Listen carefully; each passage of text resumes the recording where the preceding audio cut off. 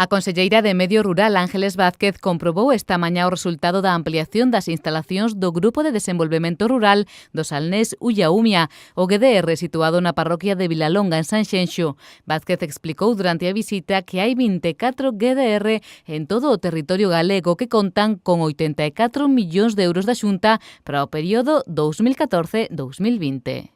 No caso do Salnés parten de 3 millóns de euros e despois o que fixemos este ano é non ter departamentos estancos, é dicir, aqueles GDRs, como é o caso do Salnés, que son dinámicos, que hai iniciativas e, polo tanto, que supón os proxectos asentamentos de poboación e postos de traballo, pois terán a posibilidade de que se incrementen os orzamentos. O GDR do Salnés parte para este ano e o próximo con preto de 900.000 euros, un investimento que lle supuxo un aumento da internacionalización e fundamentalmente dos postos de traballo nas empresas da comarca, neste caso centradas no turismo, pero tamén no sector agrario, tal e como destacou tamén a presidenta do grupo, a alcaldesa de Meaño, Lourdes Ucha, quen agradeceu o apoio que tiveron para a ampliación deste GDR tanto en local como en persoal. Anteriormente, no anterior GDR, éramos o Salnés solo, agora somos o Salnés Ulla, somos 16 concellos e necesitábamos máis espacio e máis personal.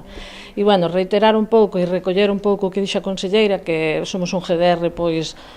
productivo, dinámico, tanto a nivel turístico como a nivel agrario, e, bueno, pois partimos de 3 millóns e espero que alá polo 2020 pois pase como no 2013, rematemos con unha cantidad bastante superior. Tanto a conselleira como a presidenta do grupo animaron as empresas do Salnés e o Ulla a que asistan a este grupo de desenvolvemento rural do Salnés ubicado en Sanxenxo para presentar os seus proxectos e asesorarse sobre os futuros negocios.